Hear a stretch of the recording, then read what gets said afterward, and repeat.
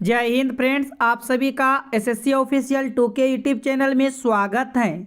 आज की क्लास में हम सभी आरआरबी ग्रुप डी एनटीपीसी 2025 के एक्सपेक्टेड प्रश्न को करेंगे, जो कि आपके एग्ज़ाम में यहाँ से बहुत सभी प्रश्न देखने के लिए मिलेगा। और हम आपके लिए प्लेलिस्ट बना दिए हैं रेलवे करके ओनली। आप सभी को जाना है प्लेलिस्ट में। जब प्लेलिस्ट में जाइएगा तो आपको वहाँ पर सभी वीडियो मिल जाएगा। तो सभी वीडियो को आप देखिएगा, सभी वीडियो यूनिक एवं इम्पोर्टेंट होने वाला है। तो चलिए आज की क्लास का पहला प्रश्न को देखते हैं। जो भी आपके पास अक्षर, शब्द, संख्या आ जाए उन सभी पर विचार कीजिएगा और उनका संबंध ढूंढने का प्रयास कीजिएगा। जैसा कि पहला प्रश्न कह रहा है, नीचे दिए गए विकल्पों में से संबंधित संख्या को चुनिए। देखो, 32 का संबंध 13 के साथ है। उसी प्रकार 47 का संबंध बताना है क्या होगा। क्या हम करें 32 से 13 पर चले जाएं? यदि हम यहाँ से अंतर को देखेंगे, 32 में से 13 घटा देंगे, 12 में से 3 जाएगा 9 होगा, 2 में से 1 जाएगा 1 होगा। यहाँ -19 किया गया है। आगे भी -19 करके देखिएगा, 17 में से 9 जाएगा 8 होगा, 3 में से 1 जाएगा 2, 28। कहीं भी विकल्प में 28 नहीं है। कुछ यहाँ से अलग लॉजिक लगेगा फ्रेंड्स। आप जो यहाँ पर नंबर देख रहे हो 32, इन नंबर को अलग अलग कर दो। जैसे अलग अलग करेंगे, एक नंबर 3 हो जाएगा और 2 हो जाएगा। यहाँ से आप 3 का स्क्वायर कीजिएगा 9 होगा, और 2 का स्क्वायर कीजिएगा 4 होगा। 9 और 4 को यहाँ से जोड़ दीजिएगा 13, और यहाँ पर भी 13। सेम लॉजिक आपको यहाँ से लगाना है। 4 और 7 को अलग अलग कीजिएगा। 4 का स्क्वायर कीजिएगा, 4 का स्क्वायर 16 होगा। 7 का स्क्वायर कीजिएगा 49 होगा। इन सभी नंबर को आपस में जोड़िएगा। 9 छो 15, 4 1 5 1 छो 65 होगा। यहाँ से आपका डी बिल्कुल राइट आंसर होगा। डी क्या हो जाएगा फ्रेंड्स? बिल्कुल सही जवाब होगा प्रश्न संख्या 1। चलिए नेक्स्ट प्रश्न की ओर बढ़ते हैं। प्रश्न संख्या 2, ध्यान से देखिएगा। नीचे दी गई श्रृंखला श्रेणी में प्रश्नवाचक चिन्ह के स्थान पर कौन सी संख्या आएगी? आप देखिएगा, यहाँ पर प्रश्नवाचक चिन्ह का स्थान दिख रहा है 45, 65, 90। लगातार सीरीज बढ़ रहा है। तो हम यहाँ से डिफरेंस को देख लेते हैं। यदि हम 45 से 65 पर जाएंगे तो यहाँ पर आपको क्या करना है, बड़े नंबर में से छोटे को घटा देना है। 65 में से 45 घटाएंगे तो 20 आएगा। यहाँ पर 20 प्लस किया गया है। फिर आगे 90 में से 65 को घटा दीजिएगा। 10 में से 5 जाएगा 5 होगा। 8 में से 6 जाएगा 2 होगा। यहाँ 25 का प्लस किया गया है, ठीक है। 90 से 125 पर जाइएगा। 125 में से 90 को माइनस कीजिएगा। यहाँ 5 की 5 12 में से 9 जाएगा 3 होगा। 35 प्लस किया गया है। इसके बाद आगे देखिएगा, 180 में से 125 को माइनस कीजिएगा। 10 में से 5 जाएगा 5 होगा। 7 में से 2 7 बचा, 7 में से 2 जाएगा 5 होगा। अब आगे आपको सीक्वेंस ढूंढना है। क्या आपको यहाँ से कोई सीक्वेंस समझ में आ रहा है? आप एक बार यहाँ से फिर गैप निकाल लीजिएगा। तो यहाँ पर आप देखेंगे 5 प्लस किया गया है। आप यदि एक बार और गैप निकालते हो तो यहाँ से 5 प्लस किया गया है। इसके बाद देखो, यहाँ पर आपके पास 10 प्लस किया गया है। इसके बाद देखो, यहाँ पर 20 प्लस किया गया है, ठीक है। तो अब आगे क्या होगा? 5 0 55 में से 35 को घटा दिए तो 20 आएगा। अब आगे कितना प्लस होगा? ध्यान से देखिएगा। 5 का 2 गुना कीजिएगा 10 होगा। फिर 10 का 2 गुना कीजिएगा 20 होगा। आगे 20 का 2 गुना कीजिएगा 40 होगा। यहाँ पर 40 रखिएगा। आगे 55 और 40 को जोड़ के लिखिएगा, यहाँ पर 95 होगा। फिर 180 और 95 को ऐड कीजिएगा। फिर यहाँ से क्या होगा, 180 और 95 को जोड़िएगा तो यहाँ पर 275 आएगा। यहाँ से आपका भी राइट आंसर हो जाएगा फ्रेंड्स। तो उम्मीद करते हैं आप सभी बिल्कुल प्रश्न को समझ चुके हो। यदि आप सभी को प्रश्न समझ में आ जाए तो फ्रेंड्स आप सभी वीडियो को लाइक करके, चैनल पर पहली बार आए होंगे तो चैनल को साथ में सब्सक्राइब जरूर कर लीजिएगा। सभी प्रश्न आपके आरआरबी ग्रुप डी एनटीपीसी में पूछे गए हैं। जैसा कि आप देख रहे हो, प्रश्न संख्या 3 कहता है, नीचे 4 शब्द दिए गए हैं जिसमें 3 किसी तरह संगत हैं और एक असंगत है। उन असंगत का चयन करें। यहाँ से देखिएगा शब्दकोश, कुरान और यहाँ पर भागवत गीता और यहाँ पर बाइबिल है। तो आप बताओ इनमें से कौन एक अलग है। देखो यहाँ से मैं बात करूँ, यहाँ से देखिएगा कुरान हो गया, भागवत गीता हो गया और बाइबिल हो गया। ये सभी ग्रंथ हैं, याद रखिएगा। ये सभी क्या है फ्रेंड्स, ये सभी ग्रंथ हैं, इसलिए ये तीनों एक समान हैं। लेकिन शब्दकोश कोई ग्रंथ नहीं है, इसलिए यहाँ से आपका विकल्प एक क्या हो जाएगा, सबसे अलग और भिन्न होगा। यहाँ से आप सभी का विकल्प ए बिल्कुल सही जवाब होगा। चलिए आगे की ओर बढ़ते हैं। देखिएगा 4 नंबर को कहता है अंग्रेजी वर्णमाला क्रम के आधार पर REM को जो है IVN से वही संबंध जो DOH का WLS से है उसी पैटर्न का पालन करते हुए की का समान संबंध बताना है। तो यहाँ से नोट कीजिएगा, लिख लीजिएगा। सबसे पहले देखो क्या था, REM क्या लिखा गया है, REM क्या लिखा गया फ्रेंड्स, REM। इसका संबंध किसके साथ है, IVN के साथ है। फिर इसके बाद देखो क्या लिखा गया है, इसके बाद लिखा गया है DOH, क्या लिखा गया है DOH। फिर इसका संबंध दिया गया है WLS, ठीक है। जिसका पूछा गया आप सामने उसको भी लिख लीजिएगा। पूछा गया है KEY का। अब यहाँ से लॉजिक को देखेंगे, क्या लॉजिक लग रहा है। देखिएगा R से I, E से V, M से N, ये सभी एक दूसरे के अपोजिट नंबर हैं, विपरीत नंबर हैं। R से I क्या है, एक दूसरे के विपरीत नंबर।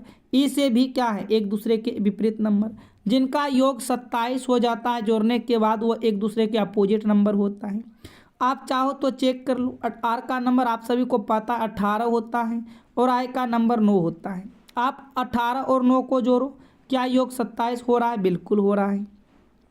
E का नंबर 5 होता है, V का नंबर 22 होता है, इन सभी का योग भी 27 हो रहा है, तो ये भी अपोजिट है। M का नंबर 13 और N का नंबर 14, इनका भी देखो योग 27 हो रहा है, तो ये सभी एक दूसरे के अपोजिट है। सेम उसी प्रकार D, W, O, L, H, S ये सभी भी एक दूसरे के अपोजिट नंबर हैं। तो यहाँ से आपको अपोजिट नंबर लगा देना है। देखो K का नंबर 11, 11 में हम क्या जोड़ेंगे कि 27 हो जाए, तो 11 में 16 को जोड़ देंगे 27 होगा। इसका मतलब 16 पर आएगा P। E का नंबर 5, 5 में क्या जोड़ें 27 हो जाए, 22 को जोड़ेंगे और 22 पर क्या आते हैं, 22 पर भी आते हैं। Y का नंबर 25, 25 में क्या जोड़ें 27 हो जाए, 2 को जोड़ेंगे 2 पर आएगा भी। ऐसे भी आप बना सकते हो। इसका सही जवाब होगा PVB। यहाँ से देखिएगा विकल्प ए राइट आंसर होगा। विकल्प ए क्या हो जाएगा फ्रेंड्स, बिल्कुल सही जवाब होगा। चलिए आगे की ओर बढ़िएगा। प्रश्न संख्या 5 को देखिएगा फ्रेंड्स, ये आपके पास प्रश्न संख्या 5 है। कहता है नीचे दिए गए प्रश्न आकृति में लुप्त संख्या ज्ञात कीजिए। आप ध्यान से देखिएगा, प्रश्न आकृति आपको यहाँ पर दिखाई दे रहा है और बड़ी नंबर को देखिएगा। बड़ी नंबर यहाँ से 40 है, बड़ी नंबर यहाँ से 25 है। 6 और 2 को क्या करें 40 हो जाए, 3 और 4 को क्या करें 25 हो जाए। जो लॉजिक आप इन दोनों में लगाते हो वही लॉजिक यहाँ पर आप सभी को सेम लगाना है। यदि हम इन दोनों को जोड़ देंगे 6 2 8 होगा और 8 को 5 से गुना कर देंगे तो 8 5 40 होगा। उसी प्रकार इन दोनों नंबरों को जोड़ेंगे 7 होगा, 7 को 5 से गुना करेंगे तो 25 नहीं होगा, 35 हो जाएगा। तो ये लॉजिक तो यहाँ से नहीं लगेगा। और कुछ घटाइएगा 4 हो जाएगा, आप उसके पास नहीं पहुँच सकती हो। ध्यान से थोड़ा देखिएगा। आप इन 6 का स्क्वायर कीजिए, 6 का स्क्वायर कीजिएगा 36 होगा और फिर 2 का स्क्वायर कीजिए 4 होगा। स्क्वायर करके आप इन दोनों नंबरों को जोड़ दो। जब स्क्वायर करके दोनों नंबरों को जोड़ेंगे तो यहाँ से 40 आ गया। सेम लॉजिक यहाँ पर भी लगाइएगा। स्क्वायर कीजिएगा, 3 का स्क्वायर 9 होगा, 4 का स्क्वायर 16 होगा। स्क्वायर करके दोनों नंबरों को जोड़िएगा तो 16 9 25, यहाँ पर 25 दिया गया है। उसी प्रकार आप देखिएगा 8 का स्क्वायर कीजिए, 6 का स्क्वायर कीजिए। 8 का स्क्वायर 64 होगा, 6 का स्क्वायर 36 होगा और यहाँ से जोड़िएगा 6 4 10, 6 3 9 1 10। तो यहाँ पर आपका 100 आएगा, 100 आएगा। इन प्रश्नवाचक चिन्ह के स्थान पर किसको रखा जाएगा, 100 को रखा जाएगा। यहाँ से आपका देखिएगा विकल्प सी राइट आंसर होगा। विकल्प सी क्या हो जाएगा फ्रेंड्स, बिल्कुल सही जवाब होगा। प्रश्न संख्या 5 का। उम्मीद करते हैं आप यहाँ तक प्रश्न को समझ चुके हो, किसी भी प्रकार का कोई डाउट नहीं होना चाहिए। छठा को देखिएगा, कहता है निम्न अक्षर श्रृंखला के आधार पर पूछे गए प्रश्न का उत्तर दीजिए। कुछ आपके पास अक्षर यहाँ पर लिख दिया गया है। नीचे कहता है उपर्युक्त श्रृंखला ऐसे कितने व्यंजन हैं जिनके ठीक पहले एक स्वर है और ठीक बाद भी एक स्वर है। देखो कहने का मतलब आपके यहाँ पर बीच में क्या होना चाहिए, व्यंजन होना चाहिए। बीच में आपका व्यंजन होना चाहिए और दोनों साइड क्या होना चाहिए, स्वर होना चाहिए। दोनों साइड आपका क्या होना चाहिए फ्रेंड्स, स्वर होना चाहिए। तो आप सभी जानते हो कि स्वर क्या होता है, स्वर यानी कि वॉवेल होना चाहिए दोनों साइड और बीच में कॉन्सोनेंट होना चाहिए। ठीक है, जैसे हम सभी जानते हैं स्वर की संख्या 5 होते हैं। कौन कौन है, ए ई आई ओ यू, ये सभी क्या है, स्वर की संख्या है। अब यहाँ से देखिएगा विकल्प को कौन कौन सा है। सबसे पहले कॉन्सोनेंट देखेंगे, कॉन्सोनेंट को ध्यान से देखेंगे फ्रेंड्स, आप थोड़ा ध्यान से देखिएगा। तो यहाँ पर जे आपका कॉन्सोनेंट है, लेकिन इसके पहले क्या स्वर है, नहीं। अप भी कॉन्सोनेंट है, इसके पहले स्वर है, नहीं। भी कॉन्सोनेंट है, इसके पहले स्वर है, नहीं। आई भी कॉन्सोनेंट है, इसके पहले स्वर है, नहीं। ई तो आपका स्वर है, लेकिन ये जे देखो कॉन्सोनेंट है, जे के पहले भी स्वर है और जे के बाद भी स्वर है। यही चीज़ आपको ढूंढना था। तो यहाँ से आपका एक बना, ई जे ई से एक बना। आगे की तरफ बढ़िएगा और कहीं पर बन रहा है क्या, जहाँ जहाँ पर बनेगा यहाँ पर आपका एक बन रहा है, क्योंकि अप कॉन्सोनेंट है और अप के पहले जो है वह आपका स्वर है और अप के बाद ओ जो है वो भी स्वर है। आगे चेक कीजिएगा फिर कहीं पर बन रहा है।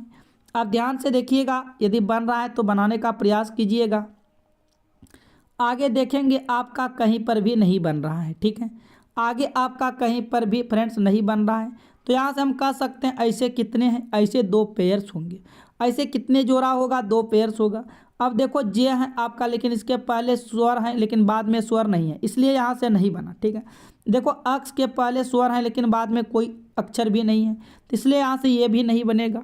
यहाँ से आपका सी राइट आंसर होगा। यहाँ से सी क्या हो जाएगा फ्रेंड्स, बिल्कुल सही जवाब होगा प्रश्न संख्या 6 का। चलिए आगे की ओर बढ़िएगा, प्रश्न संख्या 7 को देखिएगा। यह प्रश्न संख्या 7, उस विकल्प का चयन करें जिसका तीसरे पद के साथ वही संबंध है जो दूसरे पद का पहले पद से है। देखो संग्रहालय का संबंध क्या है, देखना के साथ है। पुस्तकालय का संबंध किनके साथ होगा, ये बताना है। तो फ्रेंड्स याद रखिएगा, जिस प्रकार संग्रहालय में देखने का प्रयोग होता है उसी प्रकार पुस्तकालय में क्या होता है, काम। तो पुस्तकालय आप जाओगे तो क्या करोगे, पुस्तकालय जाते हो पढ़ने के लिए ना। तो यहाँ से आपका सी क्या होगा, राइट आंसर होगा। पुस्तकालय किस लिए जाते हो, पढ़ाई करने के लिए, नहीं कि पढ़ाना का संबंध होगा। यहाँ से सी आपका राइट आंसर होगा। आगे की तरफ ढूंढिएगा प्रश्न को। दी गई वर्ण श्रृंखला में कुछ वर्ण या लेटर्स लुप्त हैं। लुप्त वर्ण के सही क्रम में दिए गए विकल्पों को चुनें। आप इन प्रश्न को 2 तरीके से बना सकते हो, या तो आप सभी को काउंटिंग कीजिए, नहीं तो आप देखो यहाँ पर ध्यान से जेड है और यहाँ पर जेड के बाद क्या भरा गया है। यहाँ पर देखेंगे जेड के बाद ए है और यहाँ पर भी जेड के बाद ए है। तो यहाँ पर क्या कर देंगे, हम बगल में ए डाल देंगे, ए भर दिए। उसके बाद फिर देखिएगा ए है, ए के बाद क्या भरा गया है, देखो यहाँ पर भी ए के बाद बी है और यहाँ पर भी ए के बाद बी है। जहाँ जहाँ पर ए है आप उनके क्या करो, बाद में बी को भर दो। यहाँ पर भी बी भरना है और यहाँ पर भी आपको बी भरना है। आगे अब चेक कीजिएगा, अब बच गया वाई। अब देखो वाई के बाद में क्या है, वाई के बाद में फ्रेंड्स यहाँ पर देखेंगे जेड है। वाई के बाद में क्या है, जेड है। क्या जेड को भर दें, आप भर सकते हो, कोई दिक्कत नहीं है। यहाँ से हम क्या भर दिए, जेड। लेकिन देखो कहीं भी विकल्प में जेड से शुरुआत नहीं है, इसका मतलब यहाँ पर आपका जेड नहीं भरा जाएगा, इसलिए हम इसको अभी छोड़ दिए थे। ठीक है, लेकिन आप थोड़ा सा ध्यान से देखिएगा फ्रेंड्स। यहाँ पर देखो वाई है, हम वाई के पहले वाई भर सकते हैं तो ट्रिपल वाई होगा। यहाँ पर भी हम वाई भर देंगे, ये भी ट्रिपल वाई होगा। यहाँ पर भी वाई भरेंगे, ये भी ट्रिपल वाई होगा। लेकिन ए के पहले क्या था, ए के पहले जेड था, तो आप यहाँ से जेड को डालिएगा। ठीक है, आगे की तरफ देखिएगा, वाई आपको इन दोनों में वाई भर देना है, ट्रिपल वाई होगा। और बी के देखिएगा बाद क्या होगा, बी के बाद एक्स है, हर जगह बी के बाद एक्स है, आप कहीं पर भी देख सकते हो यहाँ पर एक्स भरोगे। तो देखो आपका ग्रुप बन के तैयार है। आपने क्या क्या भरे हो फ्रेंड्स, आपने भरो वाई, वाई के बाद क्या भरे हो, ए के बाद क्या भरे हो, बी, फिर देखो वाई, वाई के बाद जेड, फिर डबल वाई भरे हो, उसके बाद फिर एक्स वाई बी भरे हो। ऑप्शन को मैच कीजिएगा, यहाँ से ये गलत होगा आपका, यहाँ से बी बिल्कुल राइट आंसर होगा। यहाँ से बी क्या हो जाएगा फ्रेंड्स, बिल्कुल सही जवाब होगा। और आपके पास ये एक तरीका और था इस प्रश्न को कैसे बनाने के लिए, आप अक्षर और खाली स्थान को काउंट कीजिएगा। जैसे यहाँ से देखिएगा 1 2 3 4 5 6 7 8 9 10 11 12 13 14 15 16 17 18 19 20 21 22 23 24 25 26 27 28 28 टोटल आपके पास यहाँ पर लेटर्स हैं।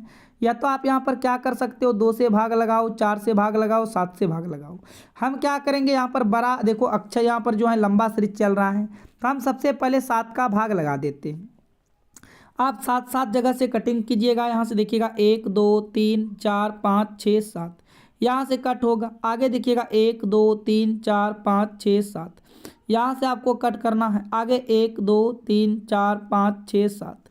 अब यहाँ से क्या करना है, अब भर देना है। देखो आप ध्यान से भरिएगा। यहाँ पर आपके पास देखो लगातार एक्स डबल वाई है, तो यहाँ पर हम क्या भर देंगे, एक्स डबल वाई। फिर देखो वाई जेड के क्या भरा गया है फ्रेंड्स, वाई जेड के बाद यहाँ पर ए भरा है, आप ए को डालिएगा। ए के बाद देखो बी भरा है, आप यहाँ पर बी को डालिएगा। अब यहाँ पर एक सीरीज आप बना लिए एक्स ट्रिपल वाई, उसके बाद Z A B, X triple Y Z A B, X क्या भरना, एक्स ट्रिपल वाई, यहाँ पर आपको बी भरना है। तो आप देख सकते हो यहाँ पर विकल्प बी में मैच कर रहा है। आपका यहाँ से बी क्या होगा फ्रेंड्स, राइट आंसर हो जाएगा। आगे की ओर बढ़ते हैं, प्रश्न संख्या 9 को देखिएगा। कहता है उस वेन आरेख का चयन करें जो दिए गए वर्गों के बीच संबंध को सर्वोत्तम रूप से दर्शाता है। जैसे यहाँ पर देखेंगे व्हेल, जहाज, महासागर है। आपके पास 3 शब्द दिया गया है। जब आपके पास वेन डायग्राम का प्रश्न आते हैं, जो शब्द दिया गया है आप उन पर विचार कीजिएगा। विचार करने के बाद आपसे प्रश्न यूं ही बन जाएगा। देखो फ्रेंड्स, ये व्हेल जो है क्या जहाज से किसी प्रकार संबंधित है, इसमें ये कोई संबंध नहीं बनाएगा। लेकिन व्हेल फ्रेंड्स कहाँ होते हैं, वह महासागर के अंदर होते हैं। और जहाज भी कहाँ चलते हैं, तो ये भी महासागर के अंतर्गत चलते हैं। तो यहाँ सबसे पहले आप एक बड़ा सा डायग्राम महासागर का बना लीजिएगा। इसी के अंदर में देखो व्हेल भी आएगा और जहाज भी आएगा, पर ये दोनों यहाँ से क्या होगा, अलग अलग होगा। यहाँ से आपका देखिएगा विकल्प ए राइट आंसर होगा। ये दोनों क्या होगा, अलग अलग होगा, और यहाँ से आपका विकल्प ए बिल्कुल करेक्ट आंसर हो जाएगा। चलिए आगे की ओर बढ़िएगा, प्रश्न संख्या 10 को देखिए। कह रहा है विकल्प आकृति में दी गई आकृतियों में से कौन सी आकृति प्रश्न आकृति बनाने के लिए संयुक्त की गई है। आपको बताना है फ्रेंड्स, ये जो आपका पास फिगर दिख रहा है, बताओ इन फिगर में कौन कौन सा विकल्प में ये सभी आकृति छिपा हुआ है। विकल्प ए में फ्रेंड्स आप देखो ध्यान से, क्या आपको ये वाला फिगर नज़र आ रहा है, तो कहेंगे विकल्प ए में कहीं पर भी नहीं है, तो आप इसको यहाँ से गलत करोगे। ठीक है, ए वाले को गलत करोगे। बी वाले को चेक कीजिएगा, तो बी वाले में आप बोलेंगे जी ये तो नज़र आ रहा है। देखो ये जो है फ्रेंड्स आपका यहाँ पर डायग्राम बन रहा है, तो इसका मतलब ये वाला तो आपका बिल्कुल सही होगा। सी वाले को चेक कीजिएगा, तो देखो सी वाले भी आपके पास नज़र आएगा। ये जो है ना, ये सी वाले का ही है। ये किसका हिस्सा है, सी वाले का है। अच्छा डी वाले में चेक कीजिएगा, डी वाले में ये कहीं भी नज़र नहीं आएगा। तो यहाँ से हम कह सकते हैं बी और सी वाले मिल रहा है। अब देखिएगा कौन सा ऑप्शन में है बी और सी, तो अब विकल्प डी में है। यहाँ से आप सभी का डी बिल्कुल राइट आंसर हो जाएगा प्रश्न संख्या 10 का। चलिए आगे की ओर बढ़िएगा, प्रश्न संख्या 11 की ओर। यह आपके पास प्रश्न संख्या 11 है। कहता है यदि एंड का अर्थ जोड़, डॉलर का अर्थ घटा, हैच का अर्थ भागा तथा प्रतिशत का अर्थ गुना है, तो दिए गए इक्वेशन का मान बताना है। जब इस टाइप के प्रश्न आते हैं तो हम सभी डायरेक्ट इक्वेशन पे ही आते हैं। यहाँ पर देखिएगा 8, उसके बाद प्रतिशत का अर्थ यहाँ से बोला गुना, तो गुना को रख लीजिएगा। फिर देखो एंड का अर्थ क्या बोला, एंड का अर्थ प्लस बोला, यहाँ पर 11 कीजिएगा। उसके बाद डॉलर का अर्थ क्या है, डॉलर का अर्थ यहाँ से माइनस है। उसके बाद यहाँ पर आपके पास 24 होगा। फिर एंड का अर्थ प्लस देना है, आपका यहाँ पर 24 होगा। हैच का अर्थ भाग करना है। बोर्ड मास के नियम के अनुसार आप पहले भाग का क्रिया कीजिएगा, तो ये आपका कट जाएगा 4 बार में। ठीक है, 8 को 2 के साथ गुना करते हो 16, प्लस में क्या होगा 11, माइनस आपका होगा 24 और प्लस में इधर हो जाएगा 4। सभी प्लस वाले को जोड़िएगा, 11 और 4 15 होगा, 11 4 15, 15 15 30 होगा, 30 और 31, 31 में से 24 को घटा दीजिएगा। जब 31 में से 24 को घटाएंगे तो 7 आएगा। यहाँ से आप सभी का डी बिल्कुल राइट आंसर होगा। यहाँ से डी क्या हो जाएगा फ्रेंड्स, बिल्कुल सही जवाब होगा प्रश्न संख्या 11 का। उम्मीद करेंगे आप सभी प्रश्न को समझ चुके हो। आइए बढ़ते हैं प्रश्न संख्या 12 की ओर। ये आपका प्रश्न संख्या 12 है। जो भी आपके पास कथन कहेगा आप उन सभी पर विचार कीजिएगा। जैसे कहता है कोई कंप्यूटर मार्कर नहीं है, ठीक है, आप कैसे कंप्यूटर मान लो, जितने के कोई कंप्यूटर क्या है फ्रेंड्स, कोई कंप्यूटर मार्कर नहीं है। मार्कर आप यहाँ से अलग बना लो, कोई कंप्यूटर मार्कर नहीं है। फिर दूसरा में क्या बोलता है, सभी इरेजर मार्कर हैं, जितने के जितने इरेजर हैं ये सभी इरेजर क्या है, मार्कर हैं। तो ठीक है, सभी इरेजर मार्कर हैं, आप इसे इरेजर को मान लो। अब फिर कहता है सभी पेन इरेजर हैं, जितने के जितने पेन हैं वह सभी किसके अंतर्गत हैं, इरेजर के अंतर्गत आ जाएगा। ध्यान से आप सभी इस तरह से डायग्राम को बनाइएगा। अब निष्कर्ष को देखिएगा, कहता है कोई पेन कंप्यूटर नहीं है। अब देखो पेन का डायग्राम आपके पास यहाँ पर है और कंप्यूटर का डायग्राम यहाँ पर है, तो ये तो बिल्कुल अलग अलग हैं, यहाँ से कोई संबंध नहीं बना रहा है, तो ये आपका सही होगा क्योंकि कोई पेन जो है कंप्यूटर नहीं है। दूसरा को देखिएगा, कहता है कुछ इरेजर कंप्यूटर हैं। अब देखो इरेजर का डायग्राम ये रहा और कंप्यूटर का डायग्राम ये रहा, जबकि यहाँ पर बोल रहा है कुछ इरेजर कंप्यूटर हैं, जबकि यहाँ पर तो हमें कुछ नज़र ही नहीं आ रहा है, ये तो बिल्कुल अलग अलग हैं। तो ये आपका यहाँ से गलत होगा क्योंकि यहाँ से कह रहा है कुछ इरेजर कंप्यूटर हैं लेकिन कुछ इरेजर कंप्यूटर नहीं है। तो यहाँ से आपका केवल निष्कर्ष एक पालन करता है। विकल्प को चेक कीजिएगा तो विकल्प बी में नज़र आएगा। यहाँ से आप सभी को बी को लगाना है फ्रेंड्स। क्या लगाओगे, केवल निष्कर्ष एक पालन करता है, बी करेक्ट हो जाएगा। चलिए आगे की ओर बढ़िएगा, प्रश्न संख्या 13 को देखिएगा। इनमें कहता है एक व्यक्ति अपने घर से उत्तर दिशा में 15 किलोमीटर जाता है। तो आप इसके लिए सबसे पहले यहाँ पर डायरेक्शन बना लीजिएगा। यहाँ पर क्या कीजिएगा, डायरेक्शन बनाइएगा। जैसे आप सभी जानते हो ऊपर की तरफ क्या होता है, ऊपर की तरफ उत्तर होगा, जस्ट उसका उल्टा दक्षिण हो जाएगा। और यहाँ से दाएं हाथ की तरफ क्या होगा, पूर्व होगा, और बाएं हाथ की तरफ क्या होगा, पश्चिम हो जाएगा। ठीक है, अब कहता है एक व्यक्ति अपने घर से उत्तर की दिशा 15 किलोमीटर जाता है। मान लेते हैं व्यक्ति का घर ये था और वह कहाँ जाता है, घर से उत्तर की तरफ जाता है। ठीक है, ये आपका जो है उस व्यक्ति का घर होगा और उत्तर की तरफ गया 15 किलोमीटर। उसके बाद क्या कहता है, दाएं मुड़कर वह 10 किलोमीटर जाता है। दाएं मुड़ेगा पूर्व की तरफ जाएगा और कितना दूरी तय करता है, 10 किलोमीटर जाता है। फिर से दाएं मुड़कर 15 किलोमीटर जाता है, तो इसका मतलब फिर से दाएं मुड़ेगा और 15 किलोमीटर जाएगा, तो यहाँ पर दूरी आ जाएगा। कहता है फिर से दाएं मुड़कर 3 किलोमीटर चलता है, फिर से दाएं मुड़ा और 3 किलोमीटर जा रहा है, अब वो पश्चिम की दिशा में जाएगा। अब पूछ रहा है कि बताओ अपने प्रारंभिक बिंदु से कितनी दूरी पर है। अब यहाँ से बताना इसका प्रारंभिक दूरी। तो देखो यहाँ पर ये व्यक्ति चल रहा इस जगह से स्टार्ट किया था, अब इस बीच की लाल वाले बीच की दूरी बताना है। ये दूरी आपको क्या करना है, बताना है। आप ध्यान से देखिएगा, ये वाला लाइन आपका 15 है तो ये 15 है। यदि ऊपर 10 है तो नीचे भी, क्योंकि दूरी तो सेम है, ऊपर 10 है तो नीचे भी 10 होना चाहिए, लेकिन 3 पहले से मालूम है। और जब 3 पहले से मालूम है तो अब ये शेष दूरी कितना हो जाएगा, शेष दूरी 7 किलोमीटर होगा। शेष दूरी कितना होगा फ्रेंड्स, 7 किलोमीटर होगा। यहाँ से देखिएगा बी आपका बिल्कुल सही जवाब होगा। यहाँ से बी क्या हो जाएगा, बिल्कुल राइट आंसर होगा प्रश्न संख्या 13 का। चलिए नेक्स्ट प्रश्न की ओर बढ़िएगा, प्रश्न संख्या 14 को देखिएगा। ये रहा प्रश्न संख्या 14 और ये ब्लड और रिलेशन का प्रश्न है। ध्यान से देखिएगा, आपके पास यहाँ कहता है डॉलर जो है ये प्रतिशत का पिता है। अच्छा, डॉलर क्या है, प्रतिशत का पिता है, तो प्रतिशत का पिता है, प्रतिशत को नीचे रखिएगा और यहाँ पर डॉलर को ऊपर रखिएगा। डॉलर क्या है, प्रतिशत का पिता है। तो देखो पिता है, आप इसको प्लस से प्रदर्शित कीजिएगा।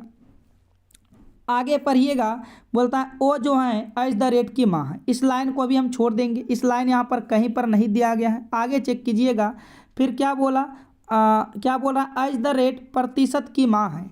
एज द रेट जो है प्रतिशत की माँ है, यदि ये प्रतिशत की माँ होगा तो ये आपस में पति और पत्नी हो जाएगा, यदि ये पति होगा तो ये पत्नी होगा। ठीक है, अब यहाँ से जो लाइन छोड़े थे आप उसको लीजिएगा। बोला ओ जो है एज द रेट की माँ है। ठीक है, ओ जो है वह एज द रेट की माँ है। एज द रेट की माँ कौन है? एज द रेट की माँ ओ है। आप इसको माइनस से सूचित कीजिएगा।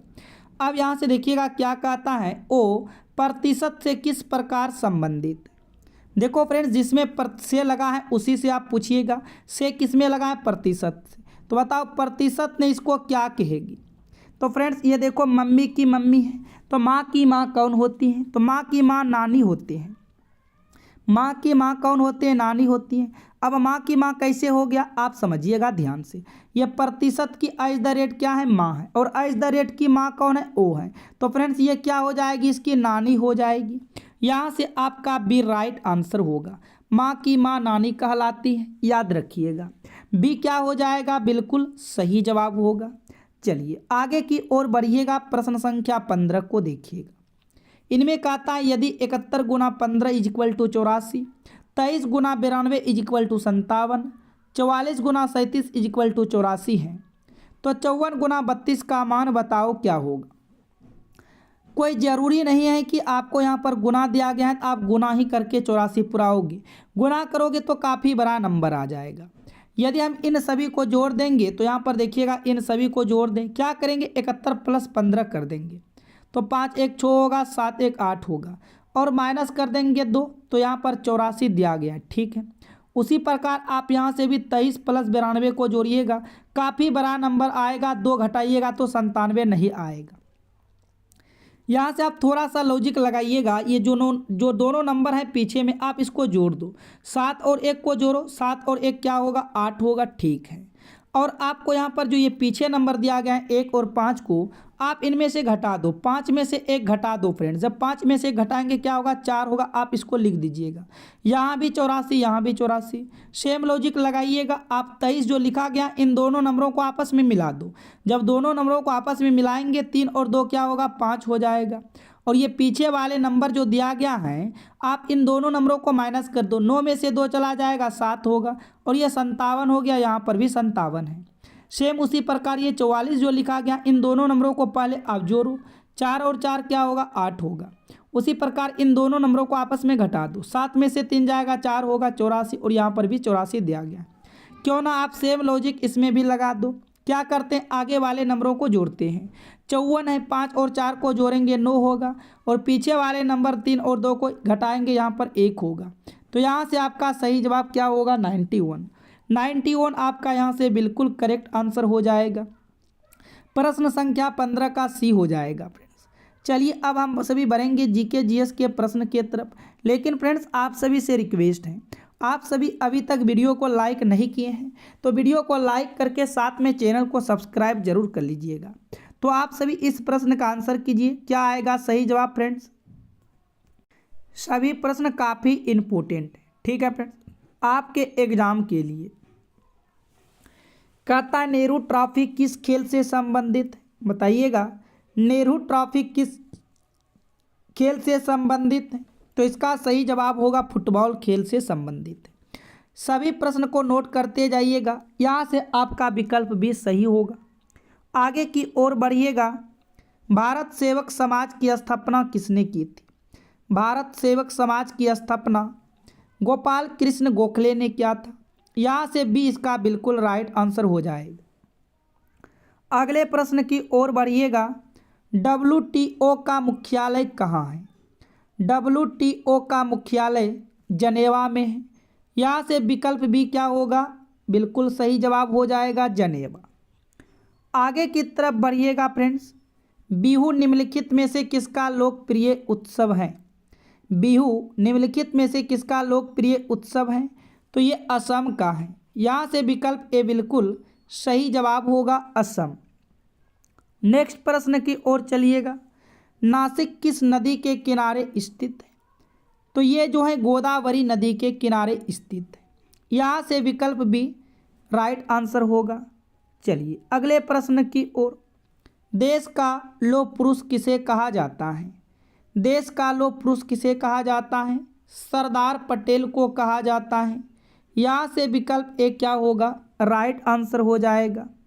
चलिए नेक्स्ट प्रश्न की ओर बढ़िएगा। गायत्री मंत्र किस पुस्तक से लिया गया है, बताना है फ्रेंड्स। तो गायत्री मंत्र ऋग्वेद पुस्तक से लिया गया है। यहाँ से देखिएगा विकल्प ए बिल्कुल राइट आंसर होगा, ऋग्वेद। अगले प्रश्न की ओर चलते हैं। मोनालिसा का सुप्रसिद्ध चित्र किसने बनाया था, तो लियोनार्डो दा विंसी। देखो यहाँ से आपका विकल्प भी राइट आंसर होगा। मोनालिसा का सुप्रसिद्ध चित्र जो बनवाया था लियोनार्डो दा विंसी ने बनवाया था। चलिए अगले प्रश्न की ओर बढ़िएगा। महात्मा गांधी को राष्ट्रपिता के रूप में उल्लेख सबसे पहले किसने किया था, तो यहाँ से सही जवाब होगा सुभाष चंद्र बोस। यहाँ से विकल्प ए क्या हो जाएगा, राइट आंसर होगा सुभाष चंद्र बोस। चलिए आगे की ओर बढ़िएगा। प्रश्न संख्या 10 को देखिएगा। आगरा शहर को किसने बसाया था, याद रखिएगा फ्रेंड्स, आगरा शहर को किसने बसाया था, तो आगरा शहर को सिकंदर लोदी ने बसाया था। यहाँ से विकल्प ए सही होगा। आगे की ओर बढ़िएगा। कथकली शास्त्रीय नृत्य किस राज्य से शुरू हुआ था, तो इसका सही जवाब होगा केरल से। कहाँ से शुरू हुआ था, केरल से। यहाँ से सी बिल्कुल राइट आंसर होगा। चलिए नेक्स्ट प्रश्न की ओर बढ़िएगा। विक्रमशिला विश्वविद्यालय का संस्थापक कौन था, तो विक्रमशिला विश्वविद्यालय का संस्थापक धर्मपाल था। यहाँ से डी आपका सही जवाब आएगा, धर्मपाल। आगे की ओर चलिएगा। पंजाब केसरी के नाम से कौन विख्यात थे, तो इसका सही जवाब होगा लाला लाजपत राय। कौन थे फ्रेंड्स, लाला लाजपत राय। यहाँ से आपका डी जो है राइट आंसर होगा। आगे की ओर चलिएगा। विवेकानंद रॉक मेमोरियल कहाँ स्थित है, तो फ्रेंड्स इसका सही जवाब होगा तमिलनाडु में स्थित है। विवेकानंद रॉक मेमोरियल कहाँ स्थित है, तमिलनाडु। यहाँ से डी बिल्कुल राइट आंसर होगा। अगले प्रश्न की ओर चलते हैं। हिंदी किस लिपि में लिखी जाती है, तो याद रखिएगा हिंदी देवनागरी लिपि में लिखी जाती है। यहाँ से आपका सी जो है राइट आंसर होगा। चलिए अगले प्रश्न की ओर चलते हैं। पल्लव राजाओं की राजधानी क्या थी, तो इसका सही जवाब होगा कांचीपुरम। पल्लव राजाओं की राजधानी कहाँ थी, कांचीपुरम। यहाँ से सी बिल्कुल राइट आंसर होगा। आगे की ओर बढ़िएगा। काजीरंगा राष्ट्रीय पार्क कहाँ है, तो काजीरंगा राष्ट्रीय पार्क असम में है। यहाँ से देखिएगा सी आपका बिल्कुल राइट आंसर होगा, असम में। नेक्स्ट प्रश्न की ओर चलते हैं। प्रथम गोलमेज सम्मेलन कहाँ हुआ था, तो फ्रेंड्स प्रथम गोलमेज सम्मेलन लंदन में हुआ था। यहाँ से देखिएगा बी बिल्कुल सही जवाब होगा, लंदन। नेक्स्ट प्रश्न की ओर चलते हैं। राष्ट्रीय विज्ञान दिवस किस दिन मनाया जाता है, तो राष्ट्रीय विज्ञान दिवस 28 फरवरी को मनाया जाता है। सी यहाँ से क्या होगा फ्रेंड्स, बिल्कुल सही जवाब होगा। चलिए आगे की ओर बढ़िएगा। मोहनजोदड़ो कहाँ स्थित है, तो मोहनजोदड़ो कहाँ स्थित है, तो फ्रेंड्स सिंध में स्थित है। यहाँ से ए क्या होगा, बिल्कुल राइट आंसर हो जाएगा। कहता है राष्ट्रीय खेल दिवस किस दिन मनाया जाता है, तो राष्ट्रीय खेल दिवस यहाँ से आपका सही जवाब होगा 29 मार्च। किस दिन मनाया जाता है, 29 मार्च। यहाँ से विकल्प ए बिल्कुल राइट आंसर हो जाएगा। चलिए फ्रेंड्स माफ़ कीजिएगा, राष्ट्रीय खेल दिवस 29 अगस्त को मनाया जाता है। कब मनाया जाता है, 29 अगस्त को। यहाँ से विकल्प भी आपका बिल्कुल सही होगा। आगे की ओर बढ़िएगा। महात्मा गांधी को अधनंगा फकीर किसने कहा है, तो महात्मा गांधी को अधनंगा फकीर चर्चिल ने कहा है। यहाँ से सी देखिएगा राइट आंसर होगा, चर्चिल। चलिए आगे की ओर बढ़िएगा। बीरबल का असली नाम था, बताइएगा फ्रेंड्स। बीरबल का असली नाम महेश दास था। यहाँ से आपका बी बिल्कुल राइट आंसर होगा, बीरबल का असली नाम महेश दास था। नेक्स्ट प्रश्न की ओर चलिएगा। चौरी चौरा नाम प्रसिद्ध स्थल कहाँ है, तो चौरी चौरा नाम प्रसिद्ध स्थल कहाँ है, गोरखपुर। यहाँ से आपका विकल्प ए है, राइट आंसर होगा गोरखपुर। चलिए आगे की ओर बढ़िएगा। कहता है जय हिंद का नारा किसने दिया था? तो जय हिंद का नारा सुभाष चंद्र बोस ने दिया था। यहाँ से विकल्प ए राइट आंसर होगा। जय हिंद का नारा सुभाष चंद्र बोस ने दिया था। किसने कहा था तुम मुझे खून दो मैं तुम्हें आज़ादी दूंगा? तो ये कहा था सुभाष चंद्र बोस ने। यहाँ से आप सभी का डी करेक्ट आंसर होगा। सुभाष चंद्र बोस ने कहा था तुम मुझे खून दो मैं तुम्हें आज़ादी दूंगा। 27 को देखिएगा, महात्मा गांधी ने सत्याग्रह क्रियाविधि सबसे पहले कहाँ प्रस्तुत की है? तो फ्रेंड्स ये चंपारण में प्रस्तुत की है। यहाँ से डी आपका बिल्कुल राइट आंसर होगा। चलिए आगे की ओर बढ़िएगा। देश के एकमात्र किस राज्य की राजभाषा अंग्रेजी है? तो इसका सही जवाब होगा नागालैंड। देश के एकमात्र किस राज्य की राजभाषा अंग्रेजी है? नागालैंड। विकल्प ए यहाँ से बिल्कुल सही जवाब होगा। केंद्रीय भारत भाषा संस्थान कहाँ स्थित है? तो फ्रेंड्स ये मैसूर में स्थित है। कहाँ स्थित है? मैसूर में। यहाँ से विकल्प ए बिल्कुल राइट आंसर होगा। चलिए नेक्स्ट प्रश्न की ओर बढ़िएगा। भारत की तीसरी सर्वाधिक बोली जाने वाली भाषा है? तो इसका राइट आंसर यहाँ से होगा मराठी। भारत की तीसरी सर्वाधिक बोली जाने वाली भाषा क्या है? मराठी। यहाँ से सी आप सभी का बिल्कुल राइट आंसर होगा। चलिए फ्रेंड्स मैथ के पहले प्रश्न को देखिएगा। अभी तक आप कॉपी पेन नहीं लिए हैं तो आप सभी साथ में कॉपी पेन जरूर लेकर बैठिएगा। और यहाँ से देखिएगा पहला प्रश्न क्या कह रहा है आपका। कहता है एक साथ 5 घंटियों बजना शुरू करती हैं और क्रमशः 3, 6, 12, 15, 18 सेकेंड के अंतराल पर बजती हैं और वे 9:58 बजे बजती हैं तो कितने बजे पुनः एक साथ बजेगी? जब इस टाइप के कभी भी प्रश्न आ जाए, आप यहाँ पर जो ऊपर में सेकेंड जो दिखा रहा है इतना इतना के अंतराल पर बजते हैं, आप इन सभी का एलसीएम लो। जो एलसीएम आएगा आप इन टाइम में उसको जोड़ दो। तो यहाँ से एलसीएम निकाल लीजिएगा फ्रेंड्स आप आराम से। चाहो तो यहाँ से डायरेक्ट भी एलसीएम ले सकते हो, कोई दिक्कत नहीं है फ्रेंड्स। देखो सबसे पहले किससे खाएगा? आप कहेंगे 2 से खाएगा। आप यहाँ से 3 उतार दो, फिर ये 3 दूना 6 होगा, यह आपका 6 दूना 12 होगा, ये 15 हो जाएगा और ये 9 होगा। फिर यहाँ से देखिएगा किससे खाएगा? ये आपका 3 से खाएगा। यहाँ से खिलाइएगा 3 एकम 3, 3 एकम 3, 3 दूना 6, 3 पचे 15, 3 तिया 9। अब किसी से नहीं खाएगा। अब किसी से नहीं खाएगा तो आप गुना कर दो। यहाँ से देखिएगा 5 गुना 3 15, 15 दूना 30, 30 हो गया, 30 तिया 90, 90 दूना 180 और ये सेकेंड में है तो इनका एलसीएम कितना आया? 180 सेकेंड आया। फ्रेंड्स हम सभी जानते हैं 60 सेकेंड बराबर 1 मिनट होता है। आप इनको 60 से भाग कर दो तो आप कह सकते हो 3 मिनट, यानी कि 3 मिनट के बाद क्या होगा? ये सभी फिर एक साथ बजेगी। तो आप ये मिनट है तो आप यहाँ पर मिनट को मिनट के साथ ऐड कीजिएगा। तो मिनट 58 है तो मिनट के साथ 3 को ऐड करेंगे तो यहाँ पर होगा 9 61 45। क्या होगा? 9 61 45। यहाँ पर हम क्या कर सकते हैं? 9 61 45 तो हम कह सकते हैं 9:61। लेकिन घड़ी में 61 मिनट नहीं होता है, 60 मिनट तक ही होता है। आप 60 मिनट को निकाल के इधर दे दो, आप ये घंटा बन जाएगा। तो 9 के बाद क्या बच जाएगा? 10 बच जाएगा और ये शेष 1 मिनट आपका इधर बच जाएगा और इधर 45 होगा। तो 10:01:45 पर फिर से एक बार बजेगी। 10:01:45। यहाँ से बी आपका राइट आंसर होगा। बी क्या हो जाएगा? बिल्कुल सही जवाब होगा। किसी भी प्रकार का कोई डाउट आपको यहाँ तक नहीं होना चाहिए। चलिए आगे की ओर बढ़िएगा। प्रश्न संख्या अब 2 को देखिएगा। ये रहा प्रश्न संख्या 2। क्या कह रहा है प्रश्न? एक गांव की जनसंख्या 18,000 से बढ़कर 22,500 हो गई तो वृद्धि का प्रतिशत ज्ञात कीजिए। देखो फ्रेंड्स आपको वृद्धि का प्रतिशत ज्ञात करना है। 18,000 से 22,500 हो रहा है, कितना का वृद्धि हो गया? तो आप कहेंगे 4,250 का वृद्धि। यहाँ से आप माइनस कर लीजिएगा 18,000, इसमें से यहाँ पर आप घटा दीजिएगा तो पता चल जाएगा कितना का वृद्धि हो रहा है। ठीक है फ्रेंड्स, तो यहाँ पर देखिएगा जिरकी जीरो 5 की 5, 12 में हट गया 4, देखिए 4500 का क्या हो गया? वृद्धि हो गया। तो किसके वजह से 4500 का वृद्धि आपको पता चला? 1800 के वजह से पता चला। तो आप 1800 के कहाँ पर रखोगे? 1800 को नीचे रखोगे। प्रतिशत के लिए आपको यहाँ से 100 से गुना कर देना है।